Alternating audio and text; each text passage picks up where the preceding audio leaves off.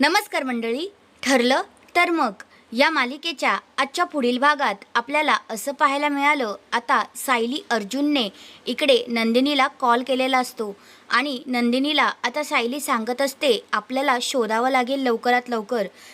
सदाशिव आणि मैना कुठल्या अनाथाश्रमामध्ये आहेत तिथे जाऊन आता लवकरच शोध घ्यावा लागेल. त्या प्रियाने ना आता तिथे पोचलीही असेल असं सायली आता नंदिनीला सांगत असते.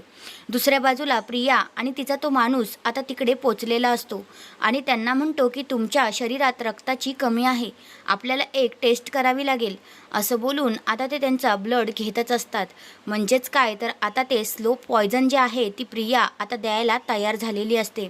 आणि दुसऱ्या बाजूला नंदिनी म्हणते, अगं सायली तू नको टेन्शन घेऊ, मी आश्रमापर्यंत पोचलेली आहे.